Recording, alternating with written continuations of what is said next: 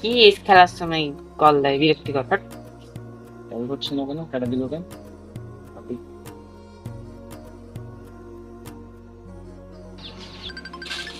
এরে কি জ্বালায় সবসময়।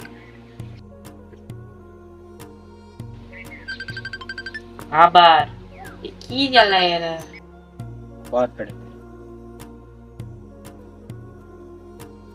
আমার যেহেতু সময় হয়ে যাচ্ছে, বেশি সময় না, আর কি এখন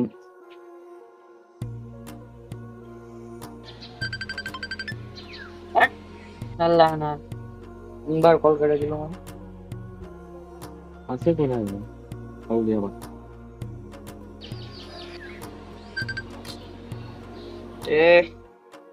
এই কি সমস্যা তোর? এই কোথায় তুই? বারবার কল দিছিস কেন? নামাজের সময় নামাজ পড়তে যাবি না? আরে নামাজ পড়বো কি, তাকদিরে যদি থাকে জান্নাত তুই যা, আর নাহলে আমি তো জান্নাতে যাবোই। নামাজ পড়ার কি দরকার? তুই তো কথা আছিস, বলতো আমি আসছি তো এখন। এই যে ছাদের উপরে আছি। যাবে? ঠিক আছে, আসছি এখন। থাম, থাম ওখানে। ঠিক আছে। কে করে ডিস্টার্ব?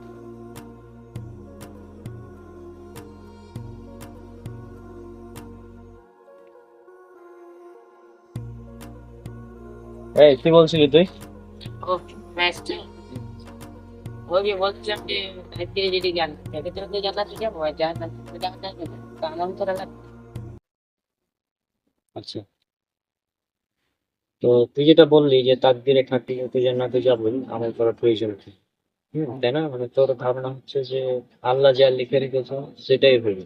এই তো ভাইকে এটাই যা তাই না? আসে তাই তো হবে। তবে আল্লাহ পবিত্র কোরআনে বলছেন, এটা আছে সূরা লাইল সূরা নম্বর 92 আয়াত নম্বর 7। আল্লাহ বলছেন যে আমি তার জন্য পথকে সুগম করে দেবো বা সহজ করে দিব, সে যে পথে চলতেছে। এটা আল্লাহ বলেছেন। আর এ বিষয়ে একটা হাদিস আছে সহিহ বুখারীতে, হাদিস নাম্বার 4949। আহ রাসূল সাল্লাল্লাহু আলাইহি সাল্লাম বলছেন যে তোমাদের এমন কেউ নেই যাদের জন্য একটি ঘর জাহান্নামে অথবা জান্নাতে রাখা হয়নি। হ্যাঁ, তখন সাহাবীরা বলছে যে ইয়া রাসূলুল্লাহ, তাহলে আমরা কি করব? আমরা কি আমাদের ভাগ্যের উপরে নির্ভর করবো নাকি আমল করব?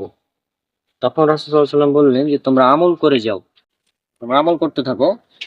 কেননা যার জন্য, যারকে যে জন্য সৃষ্টি করা হয়েছে তার জন্য সে পথটা সহজ করে দেওয়া হবে। হুম, তাহলে এখান থেকে তুই কি বুঝলি করা উচিত তাহলে? তাহলে তো আমার করা উচিত। হ্যাঁ, অবশ্যই আমল করা উচিত। তাহলে যদি আমরা আমল না করি তাহলে কি আমরা রাসূল সাল্লাল্লাহু আলাইহি ওয়াসাল্লামের নির্দেশ মানলাম?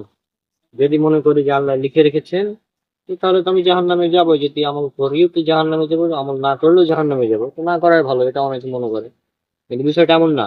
আল্লাহ তো বলছেন আমল করতে, রাসূল সাল্লাল্লাহু আলাইহি ওয়াসাল্লাম তো বললেন আমল করতে। হ্যাঁ, একই প্রশ্ন, এই প্রশ্নটা সাহাবীরাই করেছিল, কিন্তু উত্তর তো হাদিসে স্পষ্ট ভাবে আছে, তাই না?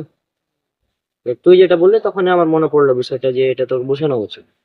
হ্যাঁ, তো আজান দিচ্ছে, শুনতে পাচ্ছিস? ওই জন্য আমি এলাম, নামাজ পড়তে যেতে হবে নাকি? চল তাহলে।